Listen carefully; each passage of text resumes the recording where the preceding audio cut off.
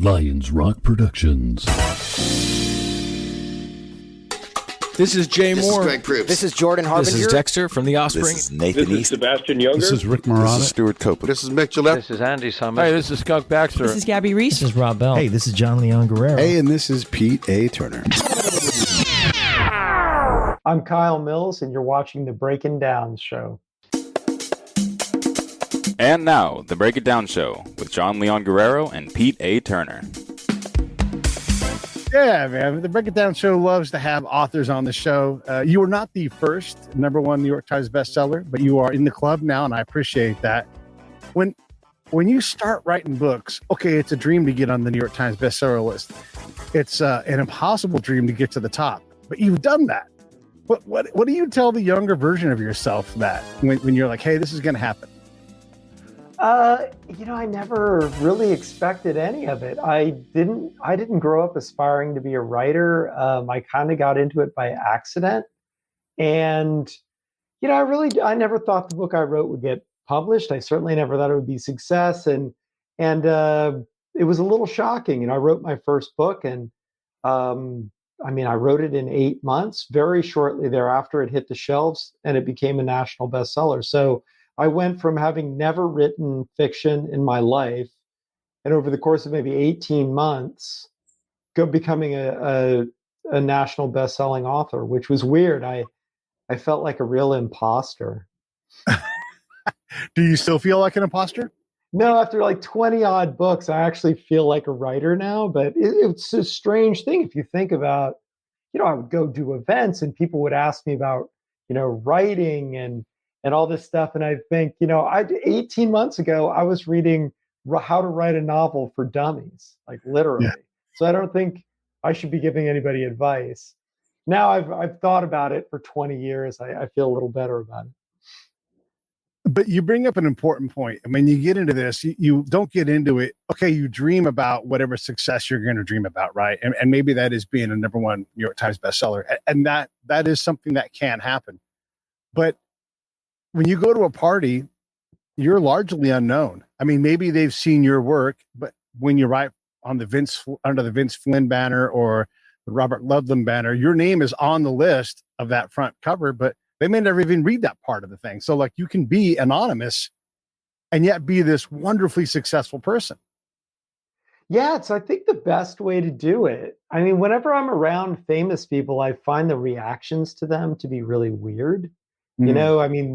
People are staring at them all the time or coming up and asking them for things and everything. It's very weird. So I love being a writer because, when you're at an event or something, it's really fun to see the fans and everything. But nobody, I think one person in my entire life has ever come up to me and said, "You're Kyle Mills, aren't you?" And it was the most, literally, I thought it was in my hometown too. And I thought it was, I thought he knew me from rock climbing or something like that. Yeah. It's like, no, you're one of my favorite authors. That's great. And the other day, and I put in the promo, like if you go to the grocery store in the book rack, good chance you're going to see one of your books there. I mean, I did. And you could literally be standing in front of your book. And they're like, who are you? You're like, I wrote this book, and they'd be like, no, you didn't. Yeah. They wouldn't believe it. You don't prove it. My picture's not even on the books of the Flynn books. Right. So right. I could never prove it. I'd have to pull out my driver's license or something. Yeah. And then in your hometown, right? I get this a lot too. My friends will say, "Oh, are you doing that podcast thing still?" And I'm like, "Yeah, it's my job. It's what I do for a living." It's granted not a big living, right? But it is what I do, and it's growing. And I have New York Times #1 bestsellers on my show all the time. It's really incredible. And they're like, "Oh, good for you. Good for you." It's like, no, it's worse if you're a writer, though, I think, because so I was a really big outdoor athlete, like skier and climber and stuff back in the day. And I was a writer, and people would ask my wife, "Oh, what does your husband do for a living?" And she'd say, "He's a writer." And they just roll their eyes because all these women were supporting the men in their lives who were mountain bike racers and rock climbers and stuff like that. So they all assumed that I had never been published and I just screwed around all day and said I was writing a book and that she supported me. So she would have to say, no, he's been published. He has a bunch of books published. And so, yeah, I was persona non grata. Nobody paid any attention to my career. And nobody really does. I definitely fly under the radar, I think, even in my hometown.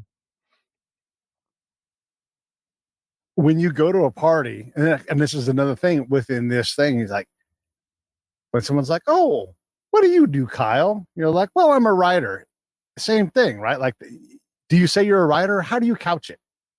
Yeah, I just say I'm a writer. And if they usually that just shuts down the conversation. Because again, they just think, you're unemployed and all that. And so, yeah, I just say I'm a writer. And if they ask what I write, I say novels. And usually 90% of the time, that's the end of the conversation. And we move on to something else.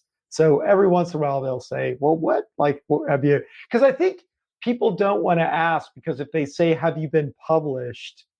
Like, it's judgmental. If you then have to say, well, no, but I've been working on it for 20 years or whatever.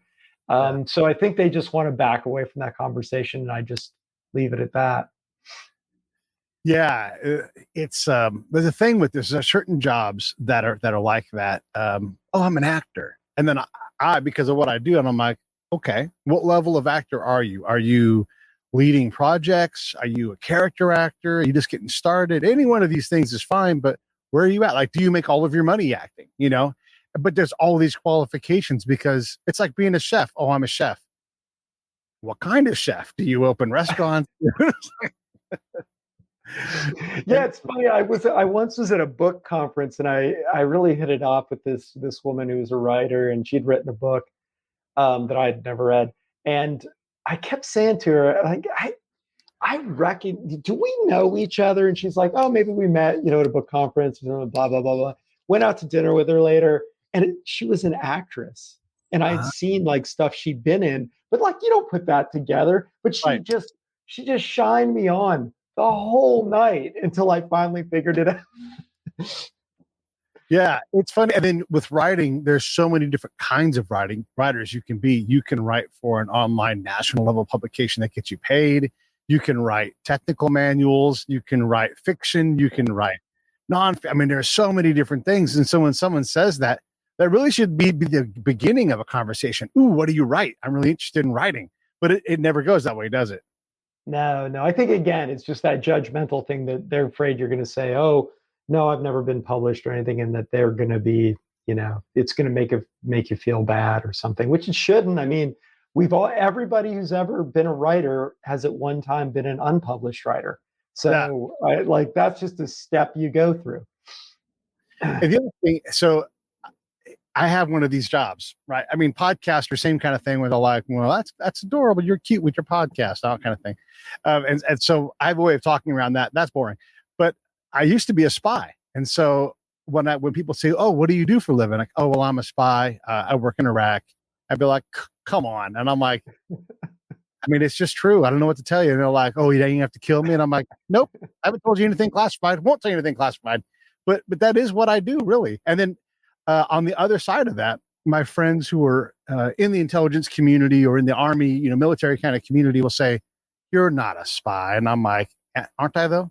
I mean, if I get caught by the enemy, what are they going to call me? And are they going to be wrong? And they're like, they're going to call you a spy. I'm like, are they going to be wrong? No. And then so walks like a duck, So you have these two things where no one believes what I say when I say it. And I don't know, would you like me to lie to you? I can make something up. What would you like to do? And for a while, when I lived in Las Vegas, I was also, when I was home, I was a Captain Morgan model. And so literally no one ever believed what I said. They're like, nope, don't believe any of it. And I'm like, okay. Now that's a good resume builder. Captain Morgan model. Yeah. But what's funny, a lot of the agency guys, I think, are sort of the same in that they, at a party, they don't want to roll that out because they think they have no idea how people are going to react to it. And I laugh because they're always say the same thing. They're like, I'm with the State Department. Yeah. And I'm like, so you're a former Navy SEAL and you work for the State Department. Right. Yeah. And I'm like, the State Department or the State Department? Right. But they don't. And my father was the same way growing. He was an FBI agent. We grew up, and I grew up in Oregon, which is very, very liberal. It was during kind of the hippie 70s. And he never wanted to like roll that out at a party because then everybody thought, oh, he's here for our weed or something. And he's like, I don't do that. Don't care at all. Yeah, but you're right. There is, it's easier just to say something else. And then the State Department, SOCOM, all these different agencies that go and do stuff kind of like what you write about, they have these ridiculous, and the Israelis are the best at it. You know, the Office of Affairs or the Office of Practical Solutions or something like that. You're like, what? That's the, so like an ODA, Operation Detachment Alpha, whatever. Like that doesn't mean anything. It's nothing. They're nothing words. And so when someone even describes it, like if you apply for a job in my field, it's as if nobody knows what anybody's doing. And so you look at it and you're like, that's not a job description. That's just a bunch of mumbo jumbo. You don't really know what you're going to go do. And then you get there and they often don't know what you're going to do because you don't really find out until you get on the ground, And again, you write about this stuff. So this is my transition, but when you write about Jason Bourne or, any of these characters that you get to write about, most everything is figured out in the moment that they're doing it. Wouldn't you say? Yeah. When I'm writing it? Yeah, for sure. Yeah. Like if you're thinking about, so you're doing like the latest book, everybody, by the way, is called Enemy at the Gates. It's a Vince Flynn novel, and Mitch Rapp is the is the character, right? And so when you write about these characters, there's a briefing. It's like you have to go and do this impossible thing. We don't know how you'll do it, and you'll have to make up your resourcing along the way. I mean, it's the standard. That's why we love these books, because it's the man against the machine, and it's deadly. But do you ever just want to kind of change that formula and like, oh, here's, in the old episodes of Fall Guy, right? It was like the setup was always, oh, it's an easy one. It's an easy one, Colt. You're just going to go out and grab this guy. It's going to be so easy. And you're like, Jack, you always say that. And then it would not be easy. It would be impossible. But do you ever want to just kind of mess with the formula and just make it be straightforward, but impossible? Yeah, I mean, I've done a lot of that because you think about this this series has gone on, I guess 20. This will be the 20th book in the series, so it follows the character Mitch from when he's in college to now he's in his mid 40s. He's the CIA's top operative, so there's a lot of water under the bridge there, and every one you want to mix up. You want to give him a new challenge. So that's what I do. I mean, with these books, not necessarily with the ones I've written under my own banner. But with these, it's always my first idea is what challenge can I give Mitch that he's never had before? So, in this new one, he has a president that hates him. And he's always had presidents that liked and admired him before. In the other one, or in the previous one, he there was a giant blackout throughout the United States. So he had to operate in a completely different way without, any of the resources he normally counts on. So it's always that, how can I change it up and make it more interesting and maybe reverse things a little bit for every book, just because, I want them to stay fresh. I want them to feel fresh and interesting to fans. And I think most fans appreciate that. Truth be told, some fans just want, it to be straight up the same way it was before. But I think most fans appreciate the effort. When you get the job of writing under the Vince Flynn banner, man, that's a pretty big deal. And right now, I guess one of the conversations that we're having as a society is gay Superman, right? But we all know that Superman's been turned into all kinds of things. We've explored crazy psycho Superman. We've deconstructed him and reconstructed him so many different ways. How tightly do you feel compelled? I mean, so much has changed in the genre over the last 20 years, right? So how tightly do you hold to the canon? Do you worry about canon? How do you deal with that? Yeah, I do. Absolutely. I mean, when I took this over, I read all the books. I had read most of them anyway, just as a fan, but over, many, many years. So I read them all again in order, took notes on everything, figured out Vince's style to the degree I could. I have notes on every character, every setting. And I've tried to very much stay true to that. Now, having said that, Mitch is 7 years older than when I took him over, and the world is really different. I mean, the world we see today, Vince wouldn't recognize, even though he only died, a fairly short time ago. So Mitch has had to evolve and take on new challenges. He has kind of a family now. that he didn't have before. And, to look at, the internal struggles within the United States as being a potential threat and not just, terrorism, which is what he had primarily worked on before. How much have you studied terrorism and counterterrorism? Is that like something you consider yourself to be an expert in now that you've written about it for a long time? Yeah, I mean, I guess an expert, it might be too strong a word because I tend to become an expert in the precise thing I'm writing about. Mhm. It might be really esoteric. And then, Yeah. as time goes on, I don't necessarily keep up. Like if I write something about Hamas, I kind of become really an expert in Hamas. But then if I move on to like in the next one, if it was ISIS or something, then I sort of become an expert in that. And it changes so quickly. My knowledge doesn't necessarily, it doesn't keep up always. But that's one of the fun things about being a writer. You become an expert in weird stuff. Like I read a book on the tobacco industry, and for like a year, I was just knew everything about the tobacco industry and the history of the tobacco industry. When you do something like that, it's easy to hate the tobacco industry, but as a writer, you have to make us care about that. And just using hate, that's probably too simple to do all the time. You want to try to create some kind of empathy, right? Like, the character from The Rock, the Colonel that Ed Harris plays. I can almost see his point, right? You've got to walk that line as an author. Yeah, I think so. And there's definitely different styles. I mean, that was very much my style of writing. Is everything was a little gray. It's a little more so in this one. There's kind of a surprise ending to this book that's gotten a lot of debate, and some people loved it, some people hated it, but it's a little gray. But that I think is the way the world is going, much more than. I mean, with terrorism, it's pretty easy. There's a black hat and a white hat there. It's a simple moral dilemma to solve. But with politics, particularly America's internal politics, I think everybody has a different view. I mean, they have a different view of China, of what Russia's doing, of Europe. So things have become very much about perspective, and that's an interesting change that I've seen in fans, and certainly have had to deal with the books. Yeah, perspectives, white hat, gray hat, black hat. Like we got this story about, we're having the national conversation about domestic terrorism, what that looks like. And one of the people they used right now lately to advance that narrative, good or bad, is a guy who we find out his daughter was sexually assaulted in a bathroom by a male, and you're like, well, damn it. We can't get mad at that guy because we all don't want to be that guy. And we all completely empathize with this guy. And so we're really struggling to sort these things out.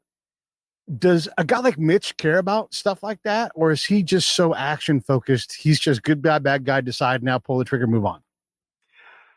He was like that. He's not as much like that now. But again, it's because of his life experience. When he was young and kind of angry and straight up fighting terrorists, that was an easy thing for him to do. I mean, that's not that morally ambiguous. Plus, you're young and you're not that your thinking maybe isn't as nuanced as it is as you get older and a little more reflective. Now, though, he's evolving. Particularly in this last book and the next book, you're going to see a guy who's thinking back on his career, thinking where America is now. What role he had in that, for better or for worse.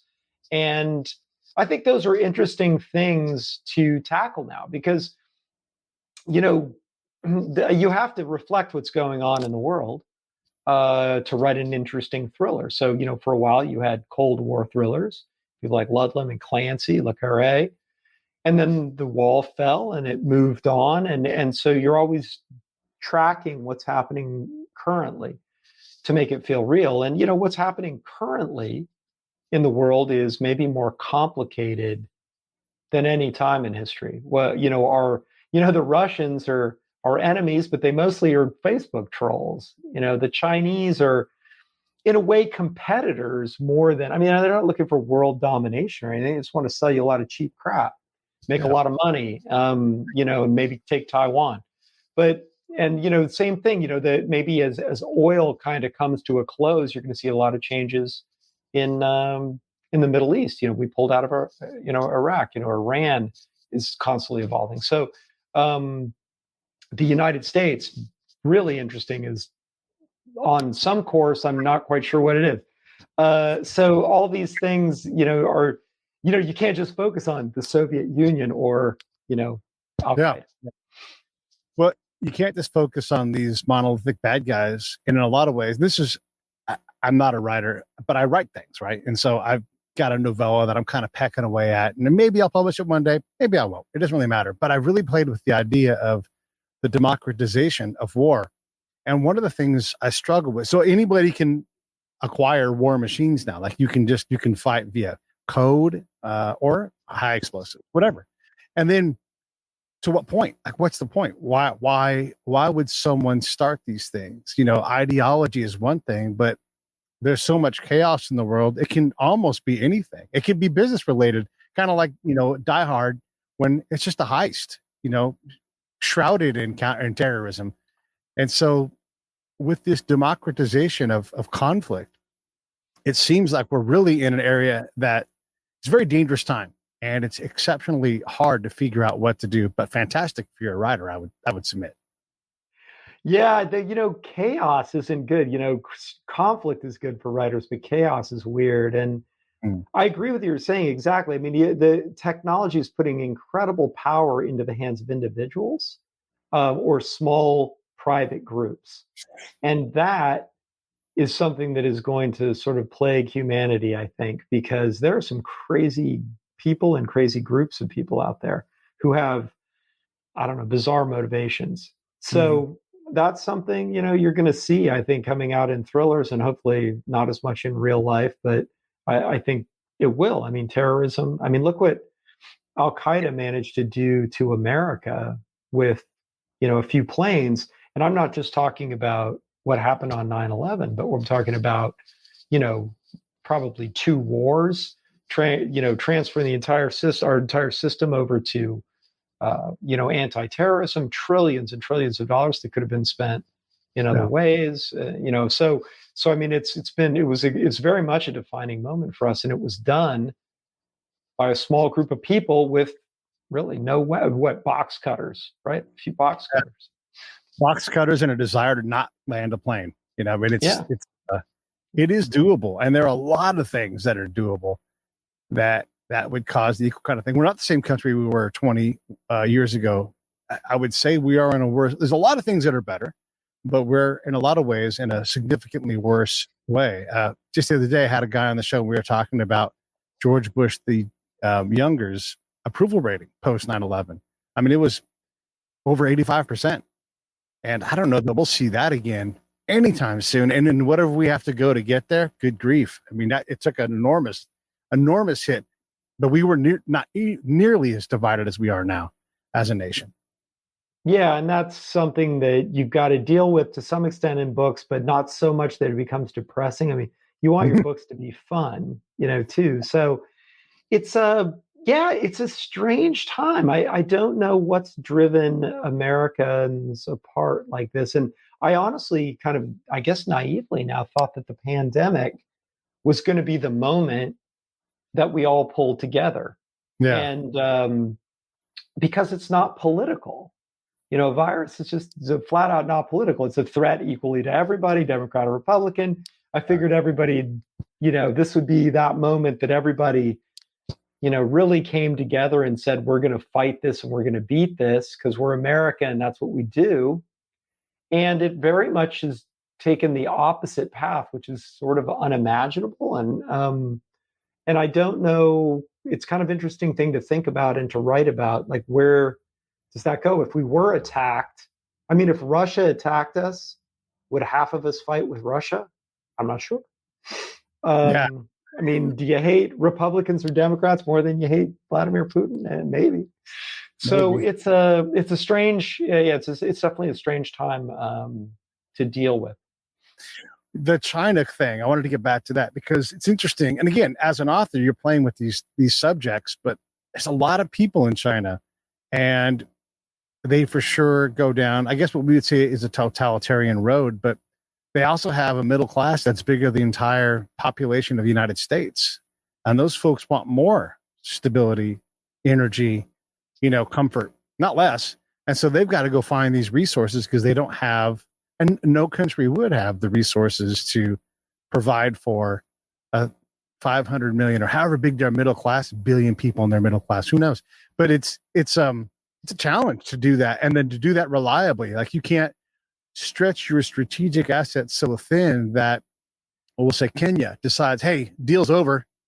Now you have this conflict, and now you become a conflict-ridden. I mean, it's really, really hard for them to keep. And I think we all need China to be as stable as it can, but that's an impossible problem to do and have and come off looking like you're doing a good thing with it. Yeah, and I think what you see with China is, they're going to turn to nationalism. Mhm. The drug of the masses.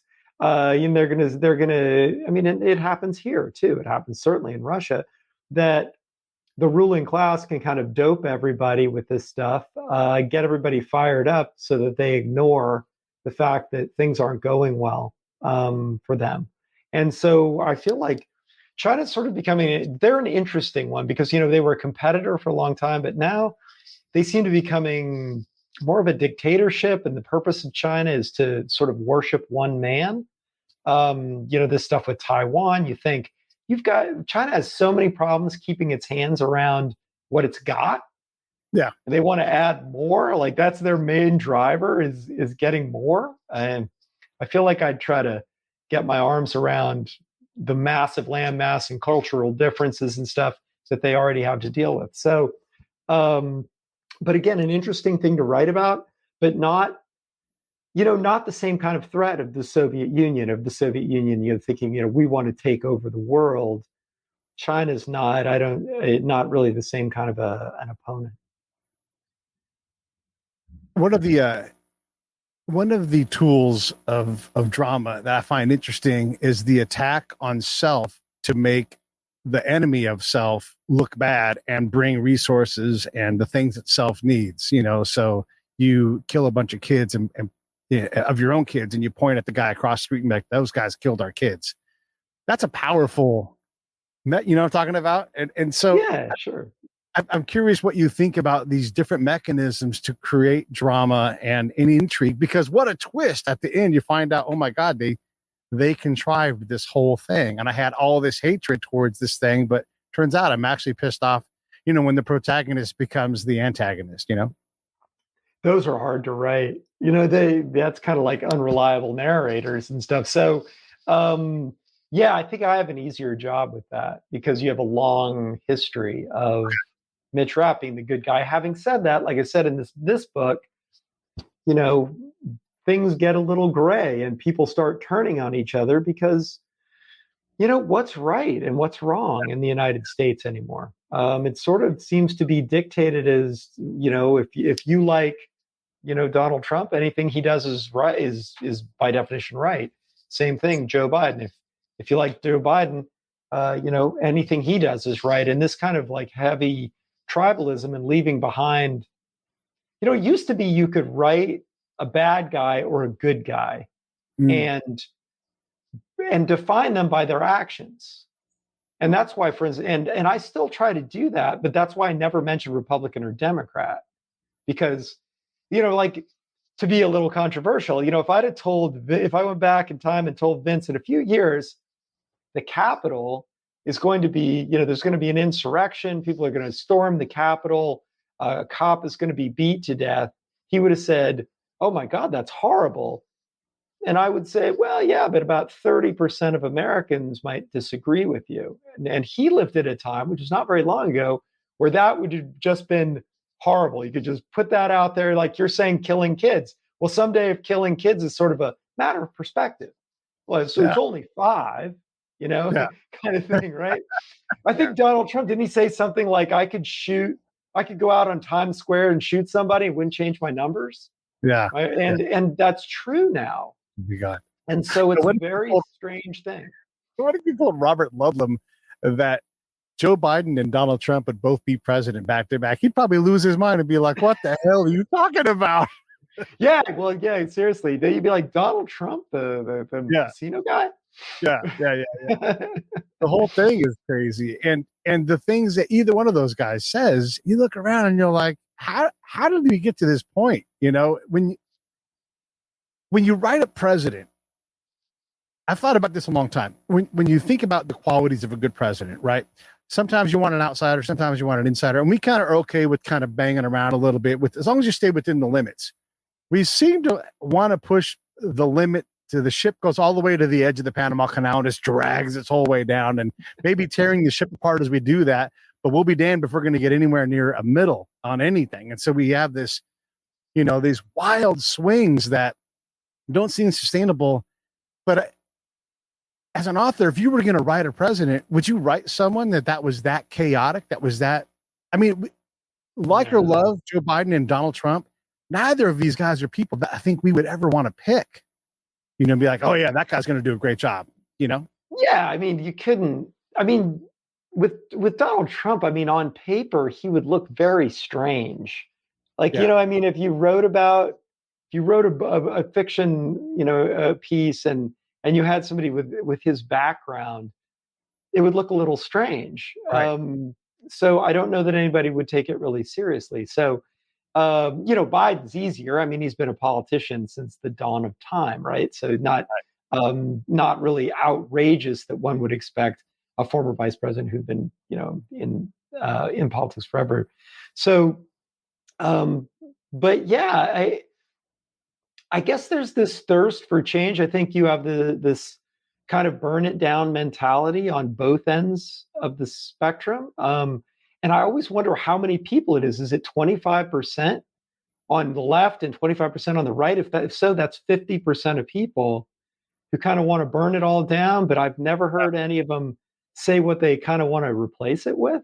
So it's, before you burn your house down, you need to know where you're going to move. No. But I feel like somebody else's house down. It's okay.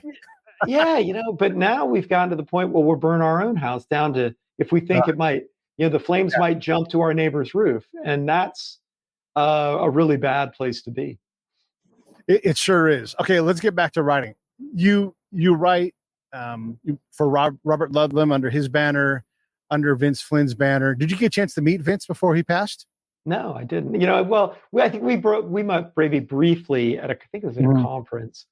Right. I can't entirely remember, but it was a long, long time ago. He blurbed one of my books way back in the day. But no, I would have loved to have done this, but I honestly wasn't picked until after he had passed away. And when you get that call, hey, you're going to write under the Vince Flynn banner, what is that? What is that moment like for you? I mean, I always laugh, like when Quincy Jones calls someone like, I need your help. You hang up the phone. You're like, that's not Quincy Jones. But then it is, because he calls back. He's like, no, it's really Quincy Jones. So when someone calls you and says, we want you to do this, I mean, this is an incredible gig for any writer anywhere, Yeah, I mean, absolutely it is. And it's been a great job on pretty much every level. But I mean, when I was first offered it, it was something I had to think about.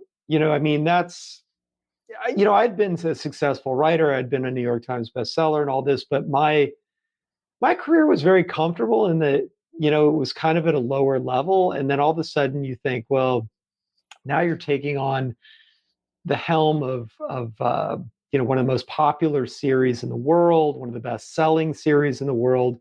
Sort of just the level of it was, a little intimidating. And then the question of, can you do it credibly? Because I certainly didn't want to fail. I mean, the spotlight's really on you at that point, particularly, and I didn't. So I had to go back and reread his last book, Vince's last book, and really think about where I would go with it and if I could do it. I mean, he and I didn't write alike particularly. I mean, I remember being really scared by his action sequences. Probably the longest one I'd ever written was 3 pages, and does it go on for 40? And I didn't even really know if I could do it. So I put a lot of thought into it before I considered accepting that job. Since you took this job, there's been a whole lot of actual real life operators that have taken up thriller writing, and Jack Carr is going to be the one I'm going to use, but Andrews and Wilson, these guys are, military guys, but Jack Carr is an actual SEAL who takes a guy who trains SEALs how to do hand-to-hand combat. And he's like, act out this action scene for me and send me a video. He told me this on the show. And he's like, and then he puts his hand here and he would twist it. He would, it's just incredible that we have these capabilities and a guy who's in the mindset of an actual operator. Is that intimidating for you? No, it's not too bad. I mean, I love Jack's book, but I think with a book or even, you're making a movie or something, these are stories about people. Mm-hmm. And if you can enhance that with a lot of research and do a great job with that, I think that's possible for a person like me. I think for Jack, it's just way, way easier. But, I can think these things through, call experts and stuff like that and make them very realistic. Still, I have to put a lot of effort into it. So, I think I've always been a writer. I mean, I've written books that weren't thrillers, really. And that's where my interest lies. Can I tell a great story about really cool characters that feel real to people, and that have interesting plots and all these things, and then get the details right too. But my overarching view is like that I want to write a really good book. And that's a pretty broad, target. Yeah. And then I want to ask you two parts of this, but let's first back up. When you take on the job of writing under another author's banner, I mean, it's incredible, right? Like you do hit a new level, but you also don't get to express yourself in book form as often as you might like to. And maybe you just I don't know if you don't have any time for it. I know that some authors take time to write their own stuff in addition, and it's part of their deal, but you're writing Vince Flynn books because that corporation wants you to turn out content because that's how they make their money. And you have a job to do that. So how do you balance your need to create for you versus, for the folks that you work for? I think there's always a creative challenge to books. So the first one was essentially to write a forgery, to write a book that no one would be able to tell Vince didn't write. He had also written a few pages. I wanted to put them in the book. I wanted them to blend really well. So that was an incredible creative challenge. Not only a creative challenge, that was a really big technical challenge. Mm-hmm. And then as time goes by, I always find something interesting to challenge myself with every book. And the books have evolved to some extent it's sort of necessarily away from The Last Man, which is the last book that Vince wrote, because the world has changed. And, like we've been talking about, and Mitch is 7 years older. So a lot of things have happened to him in that time. So it's an interesting creative process to grow that character from where he was when I took him on. It's one thing when Clancy dies, because he's an older guy, and I've read a lot of Clancy books, back when he was writing them still. But I noticed I started to lose a love for his books because he was aging out of the genre. The way he wrote his characters, the things, just the language he used. They were too old and salty and Navy, and they weren't hip, and they weren't. And when I say hip, I got to make sure I'm saying this correctly. They weren't speaking like people of the age that he was writing for. He was writing in an older man's voice for younger people. And it just, I was willing to make the leaps on Jack Ryan doing this and Jack Ryan doing that. But the people, the secondary characters, I'm like, he's not nailing it, And so, and I'm not saying that was the case with Vince, because Vince was way too young when we lost him. But did you feel like the voice needed tuning up at all? And do you even want to be critical of Vince in any way? You don't have to answer that if you don't want to. Yeah, it was funny, Clancy. He once had this young operator, and they were talking about, my mom made fun of him for this. So my parents were really good friends with Tom Clancy, and just by coincidence, kind of. And she was making fun of him because he had this young operator, and they were saying, who's like the hottest woman in the world? And it was like Maureen O'Hara and I can't. It was like I can't remember who the other one was. And And Raquel my mom was like, "For God's sake, Tom, like J Lo," and he said, Yeah. "Who?" Who? Yeah. Talking about. Yeah. But so the answer to your question is no. I mean, Okay. Vince, very unfortunately, passed away kind of at the height of his powers. I mean, that was a guy who had a long time before he started. Well, before he said J Lo, and people were like, "Who?" So no, I mean, he certainly died as one of the top thriller writers of his generation, and he was still on top of it. So I didn't. I mean, I went into it and I told his agent.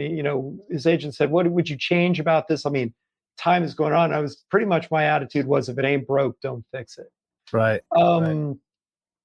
But I mean, it happens. It happens to us all. I mean, if I had to. The great thing is Mitch is about my age, so his attitudes are a little grumpy and old like mine. So I don't have to. But when I do write about things like people doing, his daughter doing Facebook or social media, say I probably dated myself by saying Facebook. I have to ask. I have to consult younger people and people who would know stuff like that, because even music. I mean, I don't know who a young kid would listen to today. And then at some point, Mitch gets too old to operate, and does he? I don't know.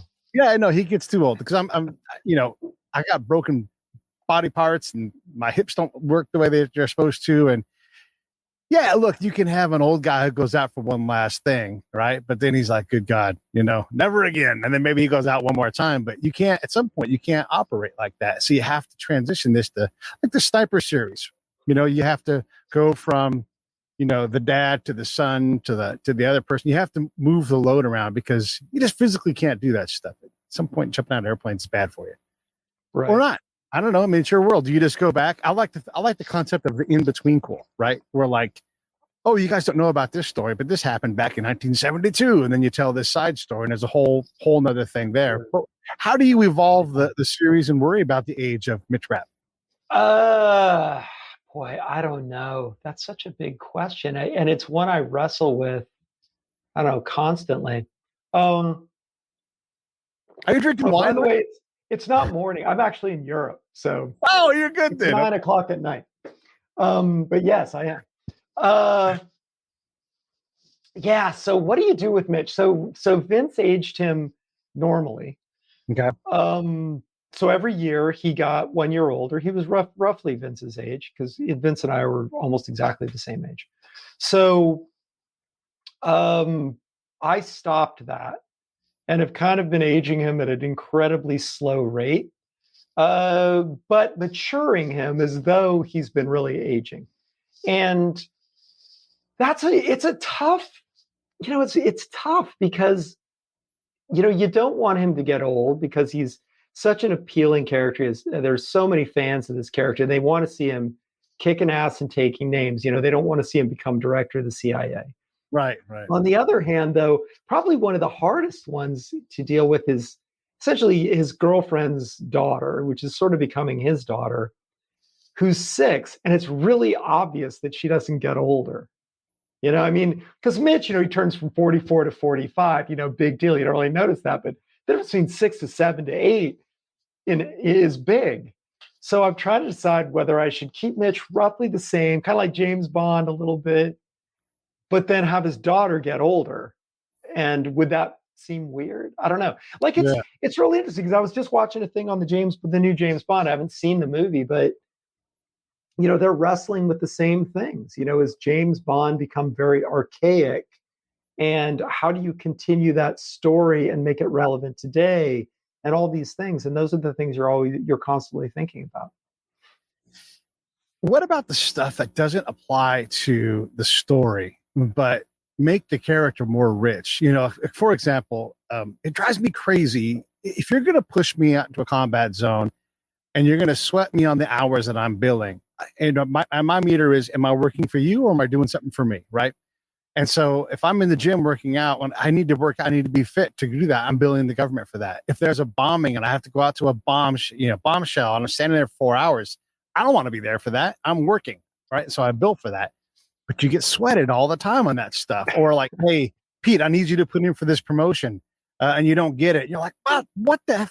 Why did I do that? And then the one I love is you have to write like your own bonus thing, right, for the government. And so you're like, here are the things that I did. You can't give yourself all gold stars because they won't accept that.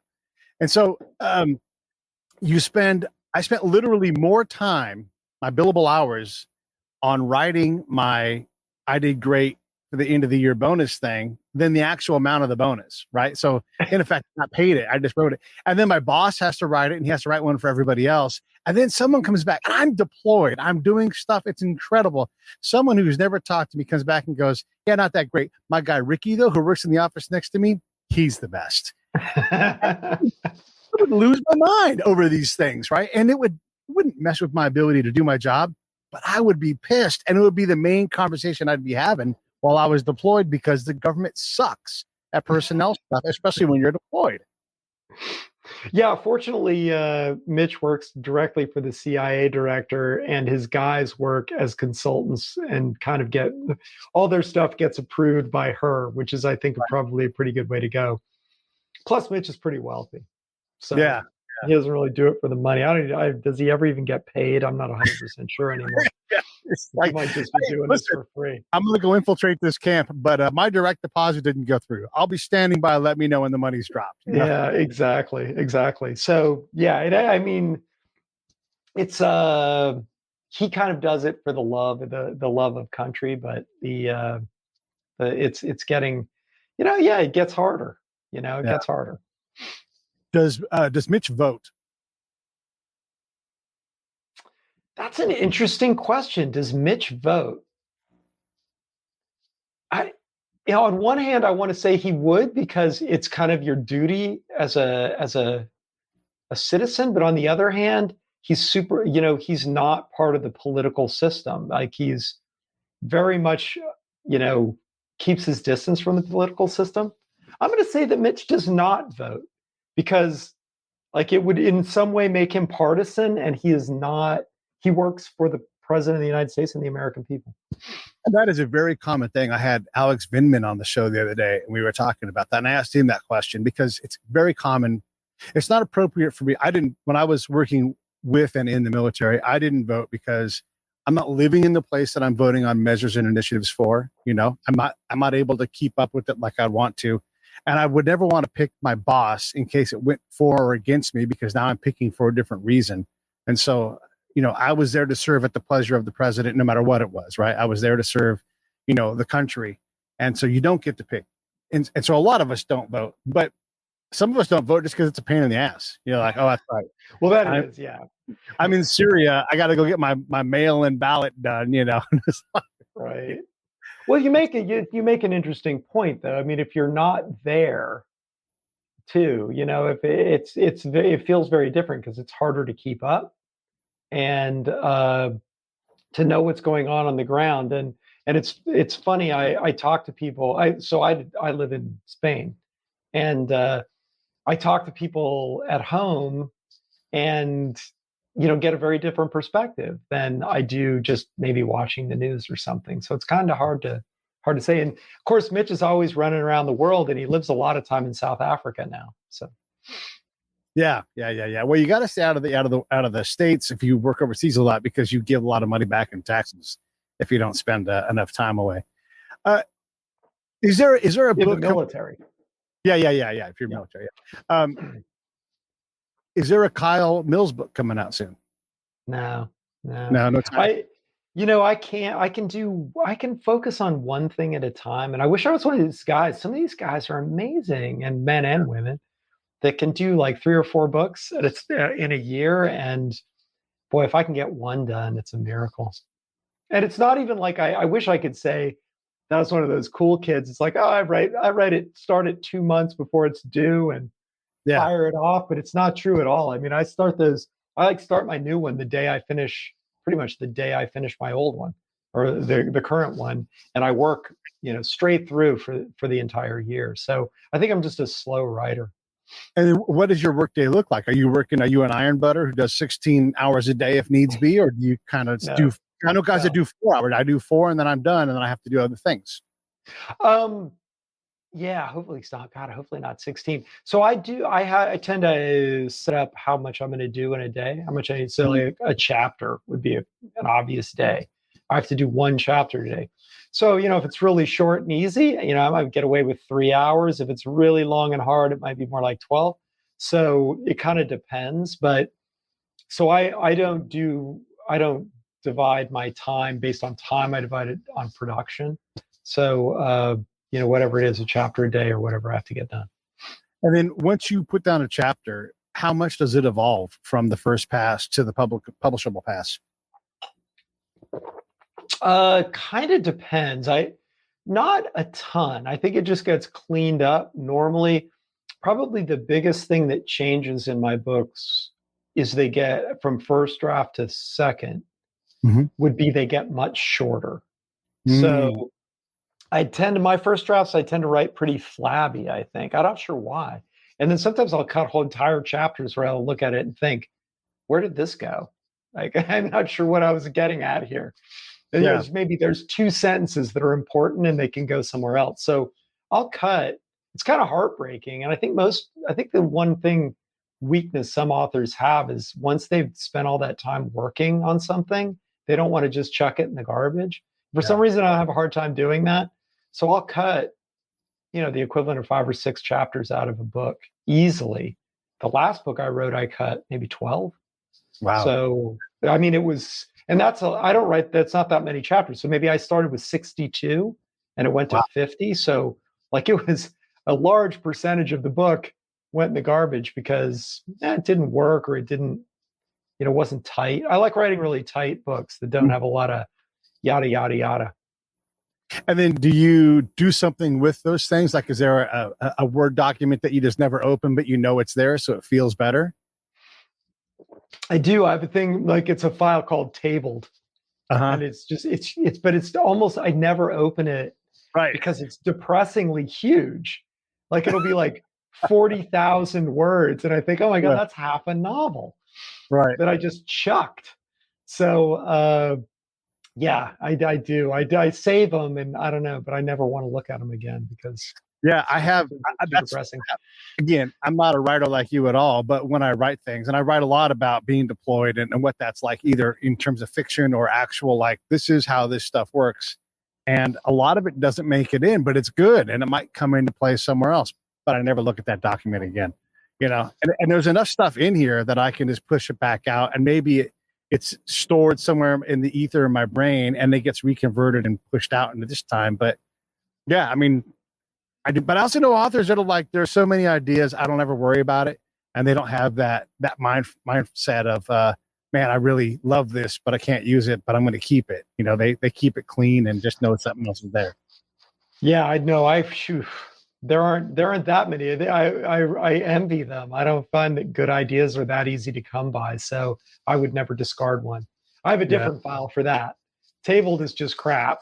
And I have another file that's like ideas. And that is where all these sometimes they're just little things though. It's not any, like an article you read and you want to link to it and you want to keep it because it's a cool weapon or a tactic or something going on in Iran or something like that, which you never thought about. So those things are, those things, it's nice to be able to dive back into that when you're going to do a new book and have something to look at as opposed to just this dead blank page. There's also those things that you see in your day-to-day life. You go to the train station, in Sevilla or wherever you're at, and you're like, man, that sandwich looks wonderful. I bet Mitch would see that sandwich and think about it when he's, been up for 36 straight hours, hasn't eaten a thing. He's like, I can't wait to get back to Sevilla and buy that sandwich, those kind of things. How much of that day-to-day life stuff blends in? A lot. I get that all the time. People I meet that I think that guy would be a good character, or that woman would be great in this situation. Certainly places and settings. I go to almost all the places I write about. Yeah. So I learn a ton about those, the smells and, the sights and things that you had no idea about. So, and weird little tidbits that you'd never think about. I mean, in Turkey, for instance, when it rains, the roads get really slick.